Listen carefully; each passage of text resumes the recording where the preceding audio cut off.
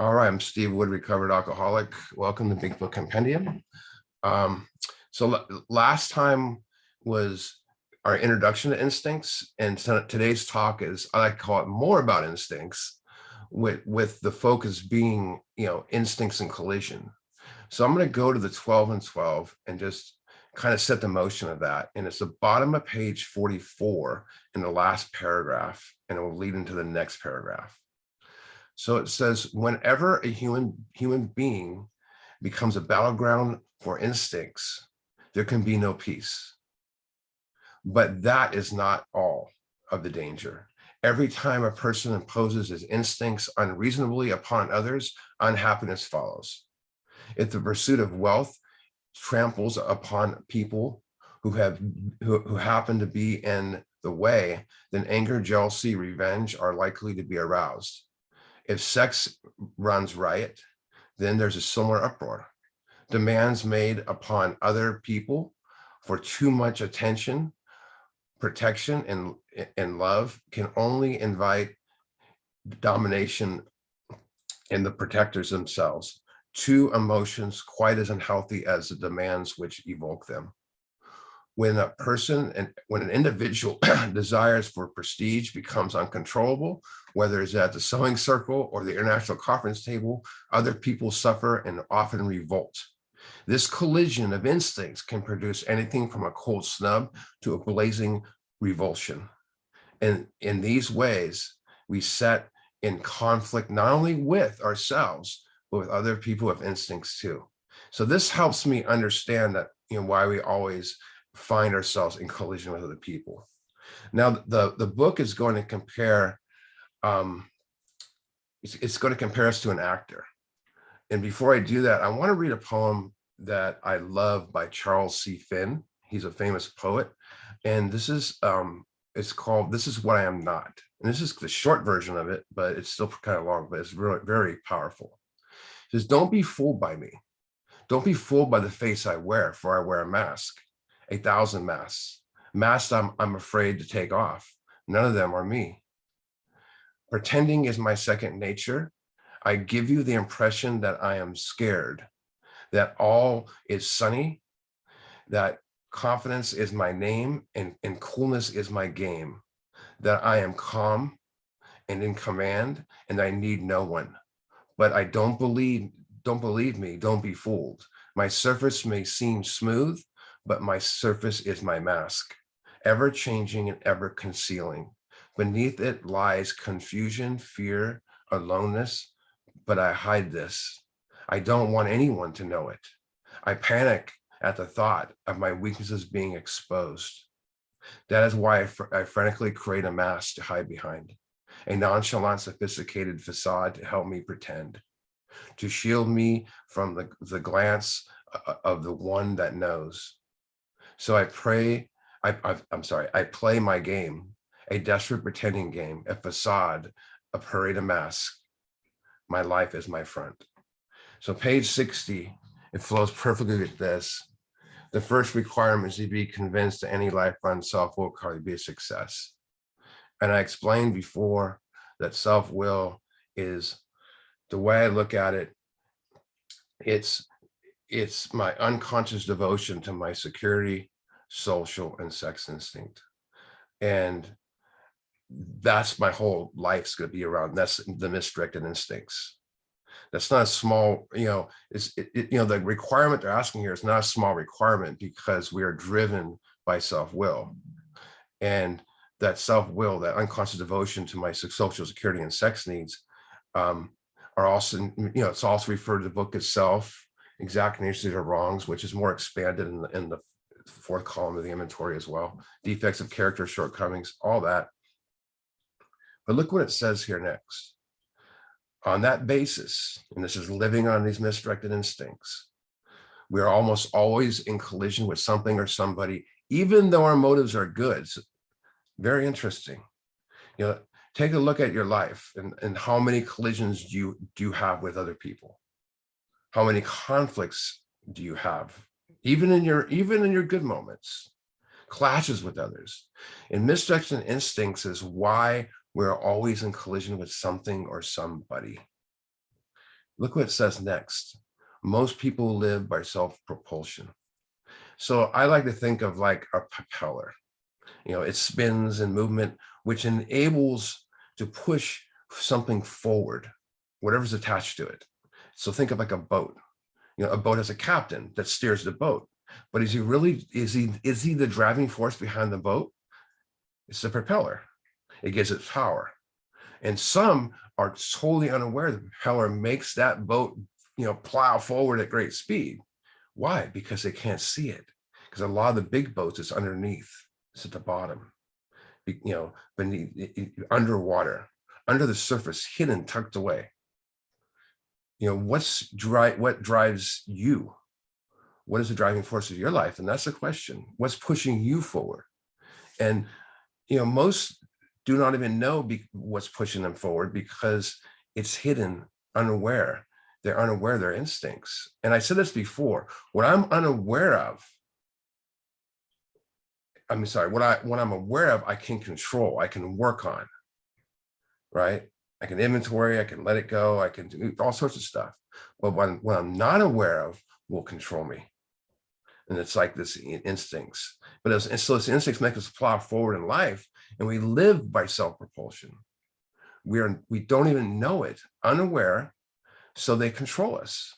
And living, by this self-propulsion, fails its attempt to create happiness when we live by that. In fact, it often creates the exact opposite. Think about it: chaos, tragedy. We can make a long list, but rather than peace and contentment, anger rather than calmness, resentment rather than compassion, fear rather than courage. Keep going. Harms rather than love. And love is all truly, when everything's stripped away, that's all we are. But you see why people say their best thinking, got them here? I never understood that for a long time. But the social instincts are our interactions with others and ourselves. So what's the goal of social instincts if used correctly? Companionship. And that companionship is a sense of fellowship, togetherness with our fellows, like we're doing right now. But it's one of the reasons why people get married, seek like-minded friends, good people, sponsors. It's a sense of closeness and connection. If social instincts are misused, the opposite of companionship occurs. And we think we're better than other people. We worry what they think. We want to get recognized. Basically, we resent others and push them out of our lives, and many times harm them. And that's why we're living on self-propulsion. So each person, I talk about the actor, each person is like an actor who wants to run the whole show. It's forever trying to arrange the lights, the ballet, the scenery, and the rest of the players in his own way. So what does an actor do? They play a part assigned to them. They play a character. There's a script prepared for them. And there's a difference. There's a different name for a person who runs the whole show. It's called the director, right? And this guy, he's an actor, but his problem is the director, he's in control. The problem is our actor believes he's also the director. He thinks he's in control, false sense of control. Here's how much control he wants. If only his arrangements would stay put, if people would only do as he wished, the show would be great. So our actor has the delusion that if everything stays right, if people do as he wants, everything's going to be perfect. It's going to be great. And, sorry to, to break the news is, to you, it doesn't work that way. If people will do what we want, everything's going to be great. For many, happiness is determined by that, by what we think others should do for us. And of course, do it right. And if they don't do it right, what happens? We get resentment. We want to control, and we fight for control. And as we see, when I get into the third step, it's really a battle for control our lives. with other people, and then we'll get more into that though.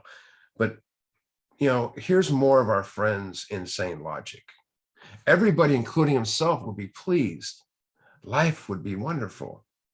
So what he's saying there is if I am happy, if I'm happy, so is everyone. Do you ever believe that? That, if I'm happy, yeah, I didn't even see, I did that because I was so unaware. And becoming aware of that is the beginning. It's just a little beginning of the awakening. And trying, notice the word trying, attempting, we're always attempting something. So in attempting to make these arrangements, our actor may be sometimes quite virtuous. He may be kind, considerate, patient, generous, even modest and self-sacrificing. On the other hand, he may be mean, egotistical, selfish, and dishonest. But with most humans, he's likely to have varied traits. So another word for trait is character. Like an actor does, he plays different characters, character actor. How many characters did you play? Like the masks we just read about. How many masks did you wear? I had one for every occasion. If I was around this person, I had this one to wear, the charming one, the cool one, But here is, the character I played, or the mask I wore. When someone met me back in the day, I went out of my way I would go out of my way just to be so considerate and modest and smiley and self-sacrificing, proving myself. That was part of my game. That was part of my hustle. But as soon as you got to know me, you would see that I was mean, egotistical, selfish, and dishonest. And what drove me to be kind, considerate, modest, self-sacrificing was my social and security instincts.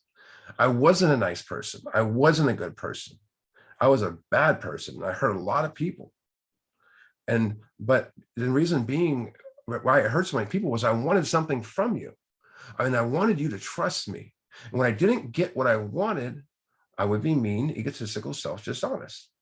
But here's the catch. I wasn't aware that I was mean, egotistical, self-dishonest. I was aware of the kind, considerate, because I knew the actor I was playing. I was not aware I was mean, egotistical, selfish, and dishonest. Maybe a little dishonest, but yes, because I was blinded by instincts. I was aware that I was, the other thing, but completely, unaware I was egotistical. Let's see what happens. What usually happens is show doesn't come off very well. He begins to think life doesn't treat him right. I would say, why does everyone else get to all the breaks? Everything happens to me, poor me. I was the victim, and with low self-esteem, very low self-esteem. And there's no recovery in being a victim. And that's the thing I've learned. Let's see how our friend does with his victim mindset. He decides to exert himself more because of instincts. He becomes on the next occasion still more demanding or gracious, as the case may be. Isn't it interesting? Demanding or gracious. They oil and water, Still, the play does not suit him. And many he may be, I love this, somewhat at fault, as far as we get, right? He is sure other people are to blame. He becomes angry, indignant, self-pity. How could they do that to me? You're angry at them, and then then you're so angry at everybody else. There's only one person to be angry at, and it's yourself. Self-pity. Why does this stuff happen to me? So now he's resentful, meaning his instincts are hurt or threatened. So he's going to satisfy those instincts. So my instincts are, when I have a resentment, hurt, or threatened, when I harm someone, I'm going to go out and satisfy those instincts. What is his basic trouble? He's not really a self-seeker, even when trying to be kind. So selfishness is tending mostly to my own needs with little or thought of others. Self-seeking is pursuing those needs. So selfish is a thought, self-seeking is an action. So I think of harming, meaning, I'm trying to satisfy my instincts by harming others. I didn't know that, but I was so driven by instincts. I would get what I can. Even in kindness, I was harming someone. Even when being nice, I was harming someone. I wasn't being kind. I was acting kind to get what I wanted. Back to the book. Is he not a victim of the delusion? Let's think of insanity, that he can wrest satisfaction and happiness out of this world if he only manages well. We all had that delusion, that insanity. If we can only manage well, we will have harmony. We will have happiness. We're looking for, where were you looking for happiness, harmony, and satisfaction? That's the problem. Out here, outside ourselves. You see, when we're driven by these instincts, we're always seeing what's out here and what I need to get. If it's under a material pocketbook, and I'm looking for the right car, the right this, the right that. And if I don't, if I fear my mortgage isn't going to get paid, I, freak out. I'm always trying to satisfy those instincts, and it's always outside of me, the right stuff, the right women, the right sex, the right, whatever it is. So our pursuit to fulfill and satisfy our instincts it's out here. Personal relations, money, all that stuff. Whereas we learned in this book that God is within us. The great reality is deep down within us. The difference between instincts and God is God gives me harmony and satisfaction eternally, and I bring that out to the world rather than trying to bring it from the world to me and hoping I'm going to be better. Is it not evident to the rest of the players, the rest of the world, that these are the things I want, he wants? Doesn't say, don't they say, know what, don't they know what I want? And we're angry, we're frustrated because he's not getting what he wants. Look at this. And do not his actions make each of them wish to retaliate, snatching all they can get out of the show? So he resents another and harms them. They retaliate and harm him. Now he resents them and he's the victim. Something he started. Think about that for a second. How many of your resentments that you have was something you started? But you're so angry about it, you're blinded by it. I'm going to go to 12 on 12 on page 80.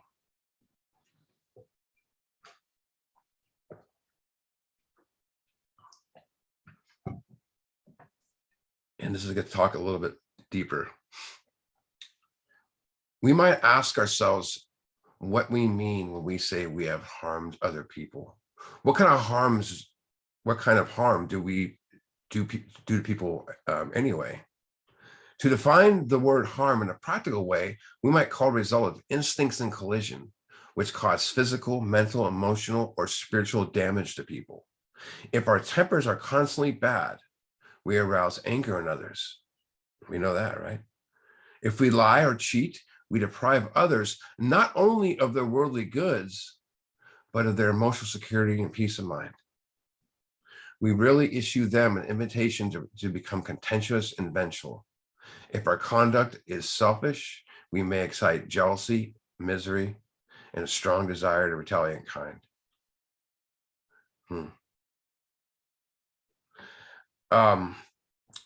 Instincts in collision. That's the thing. He calls it result of instincts in collision. Just perfect. It's kind of like the two rams hitting each other.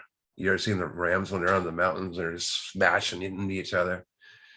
And who's going to win? Let's see how our actor ends up being driven by these misdirected instincts. Is he not even in his best moments a producer of confusion rather than harmony? Wow.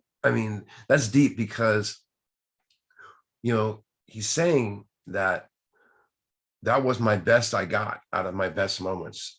Even when things were good, I still had more confusion going on in my life. That was the best we got when we had good things happen to us. We still, even when the best things happened, we still had confusion, still had chaos. But we don't need to do a 4-step. We never harmed anyone. You hear it all the time. The big book describes the actor again on 73, and I want to refer to there real quick. So page 73 in the big book. And we'll be looking at this again when we get there. But just more than most people, the alcoholic leads a double life. He is very much the actor. To the outer world, he presents his stage character. That's what we talked about. This is the one he likes his fellows to see. He wants to enjoy a certain reputation, but he knows in his heart he doesn't deserve it. Look at this. The inconsistency, tongue twister, is made worse by the things he does on his sprees. Coming to his senses, he is revolted at certain episodes he vaguely remembers. These memories are a nightmare. He trembles to think someone might have observed him. Look at this right here, underline stuff. As fast as he can, he pushes these memories where? Far inside himself. I just mentioned where God was a minute ago, right? Deep down within. He hopes they will never see the light of day. He is under constant fear and tension that makes for more drinking. That's disturbing, considering what we know today. That, I talk about it many times. These stuffs aren't about gaining anything. They're about removing stuff so you can be closer to this, whatever you want to call it inside of you, God, power, spirit, whatever it is, power greater than yourself, whatever you want to call it. And the truth is we have a, step 10 to always clear that stuff out and keep our temple inside of us organized, right? A beautiful temple where we can go and meditate. And if we can't meditate, go remove some stuff. The thing is we've had this beautiful temple and we stored our worst garbage inside there. Think of the most beautiful place you could possibly go to, and you're going to store your shit inside there, just your worst garbage possible. And that's what we've been doing. That's why we haven't felt this stuff as deeply as we could. Go back to 61.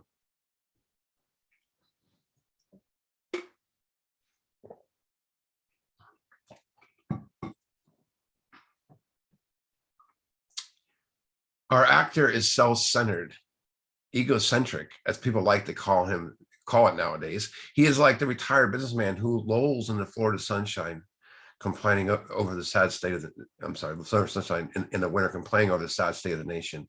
The minister who sighs of the sins of the 20th century.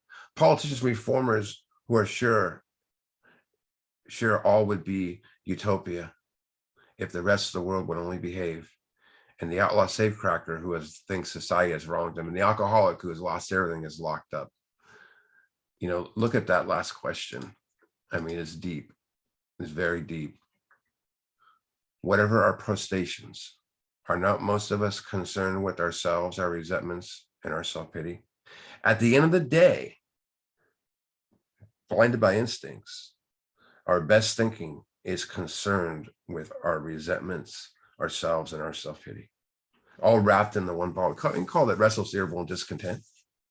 I know the high anxiety, easily pissed off and not satisfied. So now we get into some deep stuff here. Selfish and self-centered stuff we think is the root of our troubles. So I'm going to put up a slide here. I'm going to go on a little journey.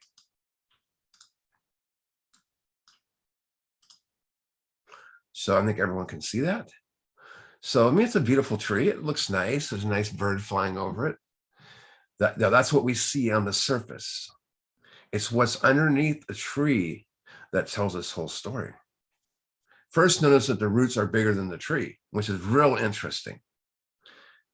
But now let's look at it from a different perspective. Different perspective is what it sees on the surface. We're going to look at the same here, but the surface of the tree, just surface, is going to represent alcohol. But here's the truth. Alcohol is just a symptom. It's just an indicator to a disease or disorder, right? Again, it's what's underneath that tells the story. You see the problem here? We chop down the tree, right? But all this stuff is still there. We go to AA, NA, and what, CA, whatever groups there are that we prefer to go to. And all we've done is eliminate the symptom. All the roots are still there. Look at the problem, self, right? Social, security, sex, and look at all that does when misdirected. The personal relationship, they got the personal relations over here, low self-esteem, material, jealousy, harms, loneliness, inconsiderate, guilt, all this stuff. The rest of the obsessions tucked deeply down in there, just kind of like off to the side. Fear, misery.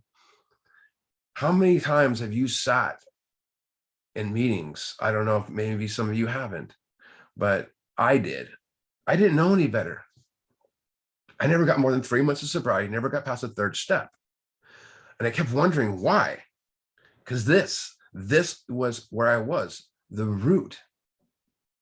You have to get rid of the root. If I had Lee come over my house and I said, Lee, I want you to pull out these weeds in my backyard.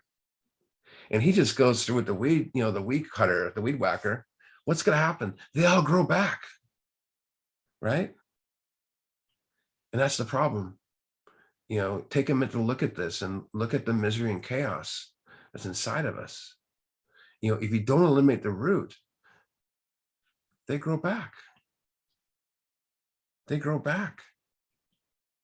And the tree never looks beautiful again. It looks something strange, right?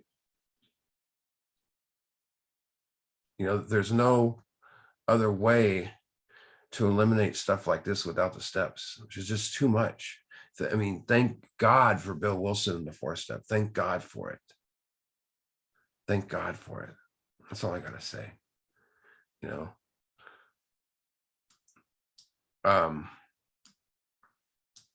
Selfish and self-centeredness, that we think is the root of our troubles. So selfishness is tending mostly to one's own needs with little or no interest in others. Self-centeredness is concerned primarily with one's own interests and needs. It's the same thing. This selfishness is something you will never be fully aware of and understand until you do 4 through 9. And I look at it as kind of like the end results of living life on instincts, but it's all wrapped together. It's time to turn your thinking and actions over to something other than you. Remember I said you can choose whatever God you want as long as it's not you. So it's time to make that decision. Stop making decisions based on others, based on self. People all the time tell newcomers this is a selfish program. I mean, excuse my French, but that's bullshit. It's not a selfish program. And then newcomers read this in the book and they're like, wait a minute, it's the root of our troubles, and they're lost. This is a selfless program.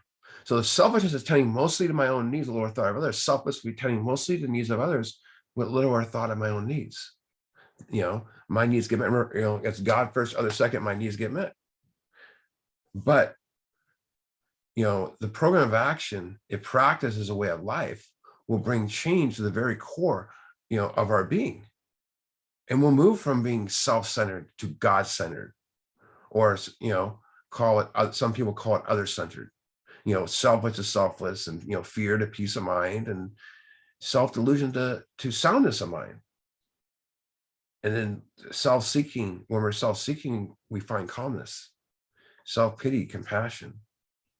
And, we discover the freedom to love God. And then what happens to there? We find the freedom to love ourselves, to love others.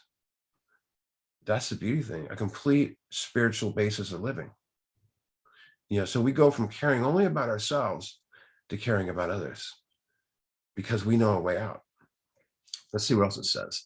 Driven by 100 forms of fear. So now we're being driven by 100 forms of fear, self-delusion, self-seeking, and self-pity. We step on the toes of our fellows and they retaliate. Instincts and collision again. We step on the toes of our fellows and they retaliate. You see this? That's why I said this is all about instincts and collision today. And driven means strongly controlled or propelled forcefully, like the boat we talked about. So we're driven by 100 forms of fear. The fear is that basic survival mechanism. But if it's left unattended, can lead to feelings of anxiety, tension, and distress. Self-delusion. What's self-delusion? It's simple. I mean, it's erroneous belief that is held despite all the evidence you have to the contrary, believing in something that isn't true, an illusion, a lie. That's what it is. And then self-seeking is the action of pursuing our interests, like I said before. And then we're driven also by self-pity, the act of resenting ourselves. And that leads to deep sorrow and depression. We step on the toes of our fellows and they retaliate. Would you say that there's a pretty good chance that we might step on a few toes and harm people? How many toes did you step on? Yeah, people say the only person I ever harmed is myself. We stepped on a lot of toes. It says, look at this. Sometimes they hurt us, seen without provocation. But we invariably find that sometime in the past, we made decisions based on self, on pride, on self-esteem, on personal relations, which, on sex, which later placed us in a position to be hurt. Think about that for a second. That placed us in a position to be hurt. We placed ourselves in a position to be hurt.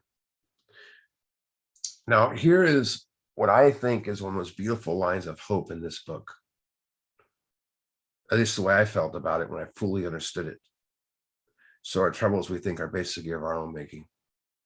I was convinced all my life my troubles were of your making. It's all your fault. You guys cause all my problems. When you discover your troubles of your making, you have hope. That's what it does. Look at this. Now they're starting to get more spiritual. They arise out of ourselves. The thing is to look at ourselves. So I say it's spiritual. But the alcohol is extreme example of self-run riot. Someone asked me, why do you think knowing self-run riot is spiritual? Because it's shifting you in the other direction. Self-run riot, instincts run riot. Instincts, pride run riot, whatever it is. You think of like the running of the bulls.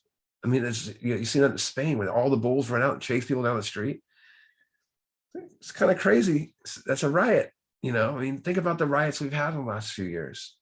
They're talking about self-run riot. They arise on ourselves. The alcohol is an extreme case of self-run riot, instincts run riot. Though he usually doesn't think so because of instincts. He usually doesn't think so. He's blinded. So what happens when there's a riot? It's outburst, mayhem, chaos, destruction, disorder, violence, conflict. Sounds like inventory. When something runs riot, it means it's out of control. And that's what we were, out of control.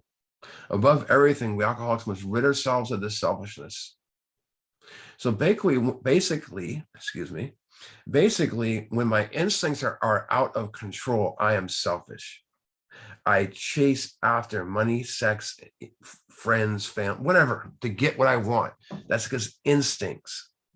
Because of the selfishness, when we attempt to achieve happiness on our own, we're doing it outside ourselves, like I said before. When we seek happiness away from God, happiness will always elude us because we're looking for out here. If you rid yourself of selfishness and put God first, you will be happy. Sounds simple, but it's a little work to be done. Never underestimate the power of selfishness. Why do we need to rid ourselves of selfishness? Look what it says. We must, or it kills us. I thought booze killed us. I thought drugs killed us, heroin killed us, vodka killed us, or whatever it was. You saw from the root that I showed up there. It's definitely not alcohol and drugs. Go to a meeting and say booze doesn't kill us. They'll chase you up the countryside. The pitchforks, get out of here, and say selfishness does. I mean, you just see the frowns on people's faces, at least out here. Some places you don't. In recovery, we're fixated on the symptom. We must get rid of the cause. We must get rid of the symptom. See, the only way you can get rid of the symptom is by getting rid of the cause. And we're way past the allergy obsession. We're talking about instincts being the cause. and the thing about it is we award for the symptom. Who has the most time? I don't know. I could go off on that for a few minutes, but I won't. Above everything, we alcoholics must rid ourselves of self. We must, rid ourselves of the selfishness. God makes that possible. Look at this. And it often seems no way of entirely getting rid of self instincts without his aid. Now, here's the thing. It says there's no way of entirely. What does it say? Psychic change. It doesn't say psychic change in this book. It says complete psychic change. He says rigorous, complete honesty. And here he goes again, entirely getting rid of self without his aid. Only the steps can take us there. So what they're saying here is there's no way of completely getting rid of self, these instincts, without God. We might be able to get rid of some self on our own, but to completely get rid of self, we need God, which means we need the steps. Let's be real. All the joy you ever experience in life is when you're not relying on self.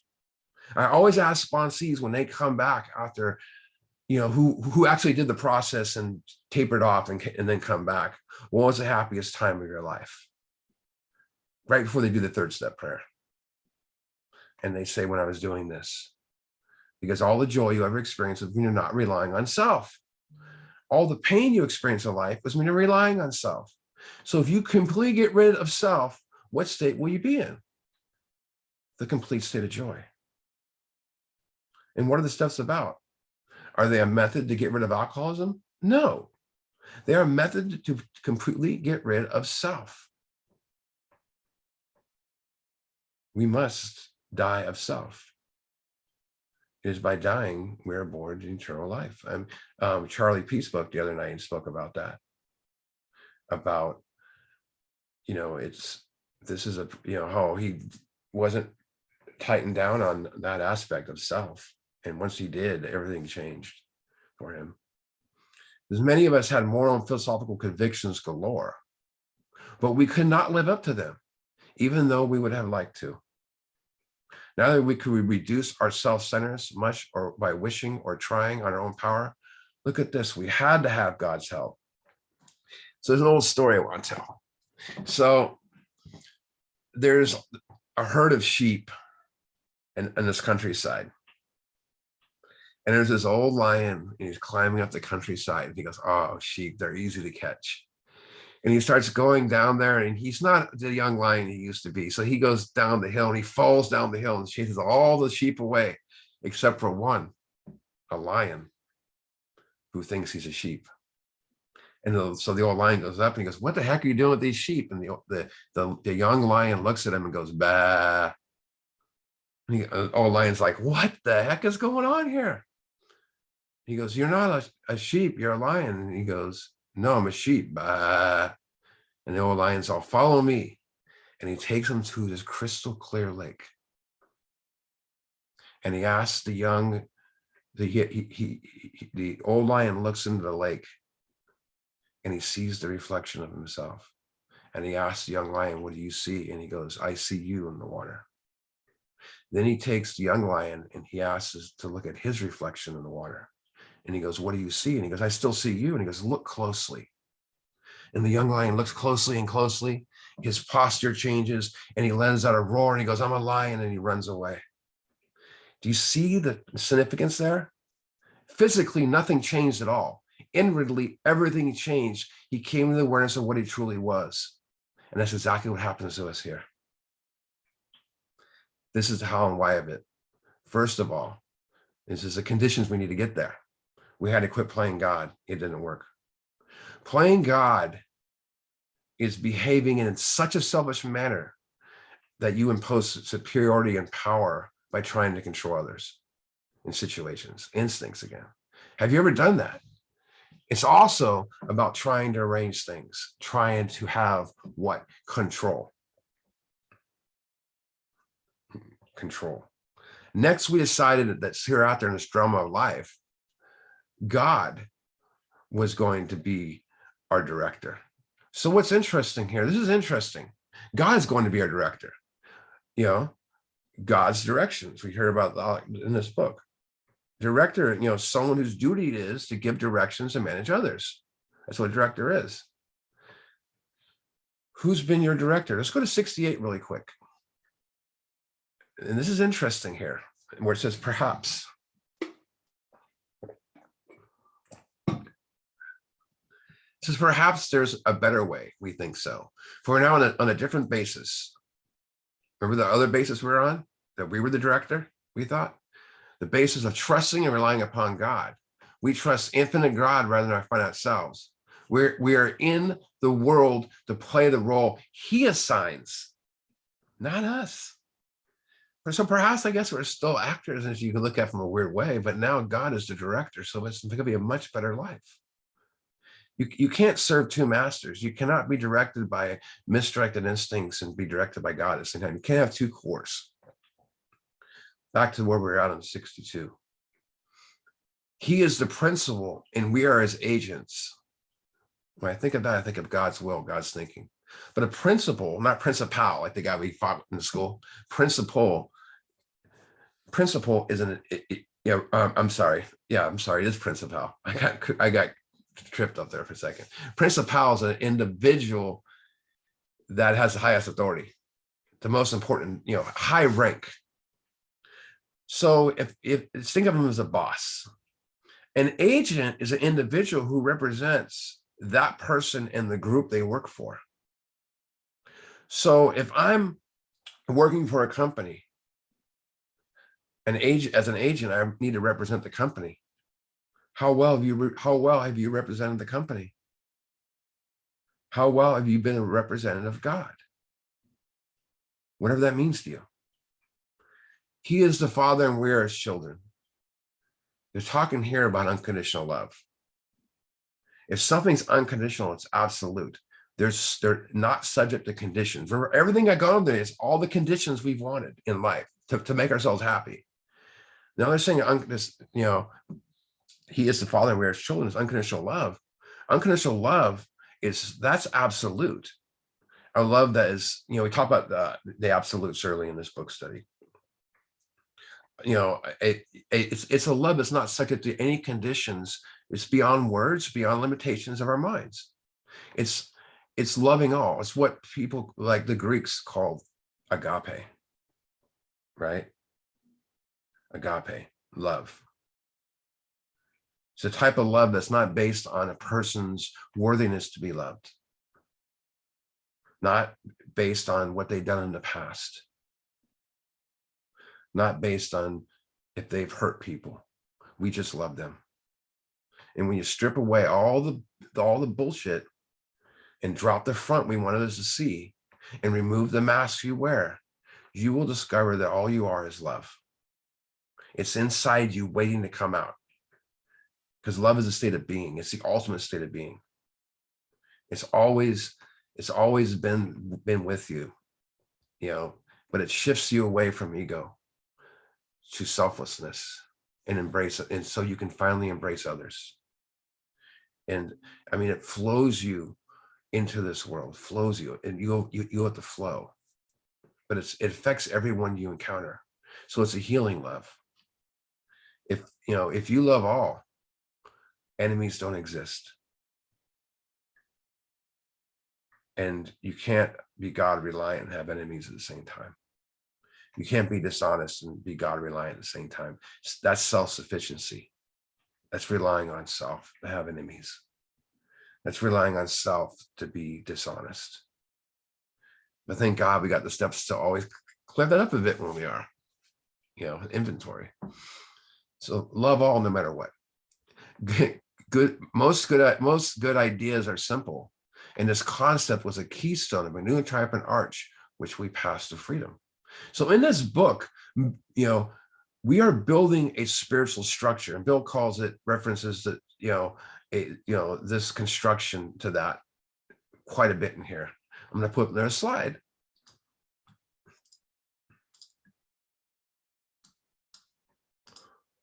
All right.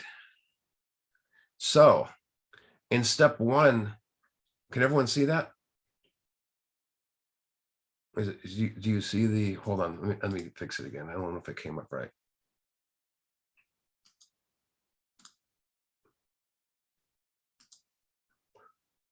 You guys see the willingness foundation?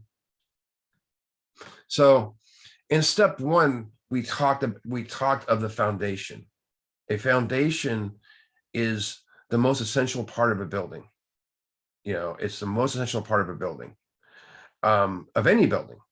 It is the base which the entire building stands on. Its purpose is to hold it together, right? The walls, the roof, and it supports the weight of the building. And so it anchors it all together, it anchors everything. So, and the most important thing about a foundation, it needs to be built to last forever, solid. So it's very important to pay attention to every detail, what goes into a foundation to ensure it remains intact and always holding the building up. The reason why step one is this willingness foundation is because step one is the only step we must do 100%. You must be 100% convinced that you are power over alcohol. You can't have any lurking notions that one day, hey, maybe I won't be alcoholic anymore, or you're not 100% sure you're alcoholic. I mean, he's gone back and forth this whole book, and he's doing it again to remind us, right? He does it several times. The ABCs, and go back. I mean, we take the steps throughout the book, and then we go to ABCs and writes again. At 75, we'll do it again. But no lurking notions. That's why step one is the most important step. It's the willingness, the readiness foundation. Are you ready to admit you're powerless? Step two is the cornerstone. The cornerstone is the first stone laid at the corner where two walls begin to link to the foundation and to form a part of a new building, which everything else depends upon.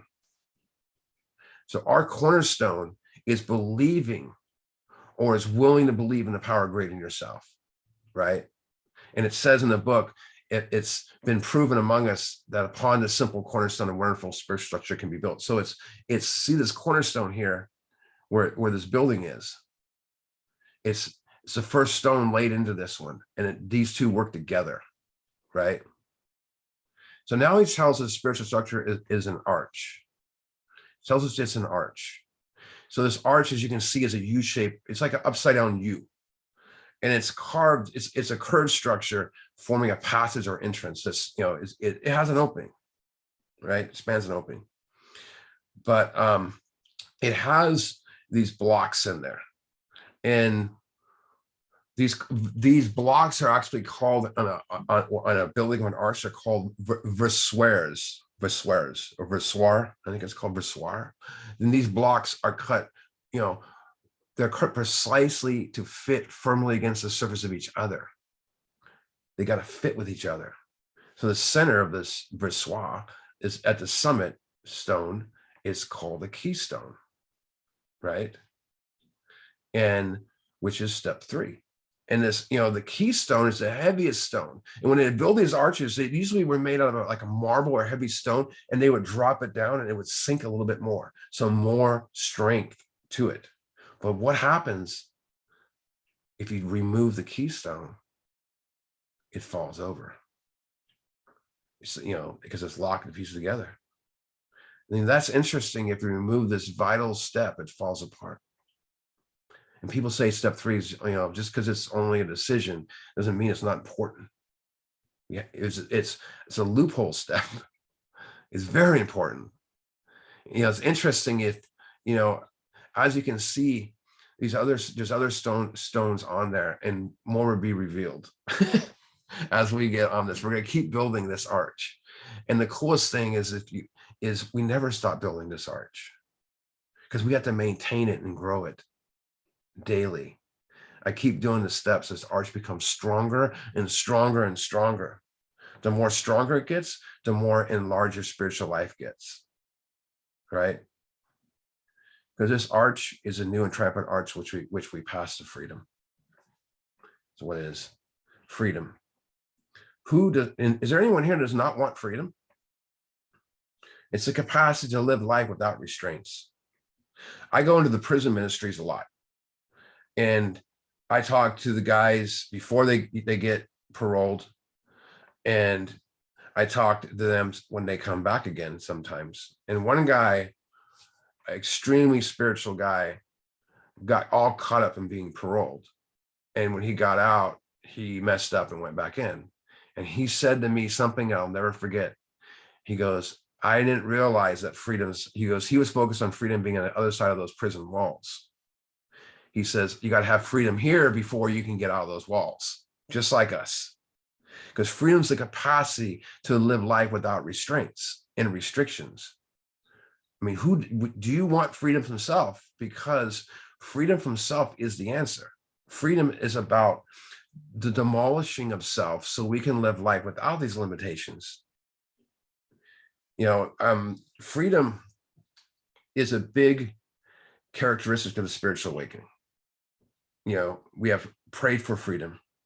We've hoped we may call different words, but it's freedom. You know, and many seekers have false sense of freedom. It's about waiting until their resentments and fears go away. That somehow they're just going to disappear like the clouds go to a sunny day. We want freedom, but we have demands. And here's the truth. There are conditions to reach freedom, and a big one. We must take action. And it's at that point where we realize this is no longer a game anymore. When we drop to our knees and do step 3, and you mean it, you realize it's not a game anymore. And we must eliminate the old ideas that drive us. And by seeking the power within to restore us to sanity. So we must tear down these walls that block us and rebuild it. Maybe those same blocks that we've had up are the same thing that builds this arch. I don't know. We must tear them down. And we need to tear them down brick by brick by brick, these walls we built. So I truly know, you know, what's the making of them? You know, self-examination is the key. Inventory is the key to free our minds from what blocks us so we can let things go and make right with others. What happens is you will discover the world of the spirit has no walls. It's limitless, the broad highway. There's a famous Greek motto that says, that I love, know thyself. Make that a goal in your life so you can find the freedom you've always longed for and prayed for. There's 2 roads to happiness in life. The first road, or I'm sorry, not happiness, there's 2 roads in life. The first road is an easier road where the reward, it's easier. The second road is a harder road, a little bumpy, a little more work to be done, where the reward is freedom. And the first step onto that second road is coming to the awareness that the same mind that is the problem will never solve the problem. Self-will can overcome self-will. The mind that is the problem will never solve the problem. Spiritual transformation must occur. And know this, there's many roads to self, tons of roads to self, but fewer roads to freedom. Think about that. Your life changes forever, awakens when you discover the truth that nothing is more important in your life except to be free. How, like my sponsor asked me, he says, do you want to be right or do you want to be free? How free do you want to be? And next week, we're going to talk about the decision to be free.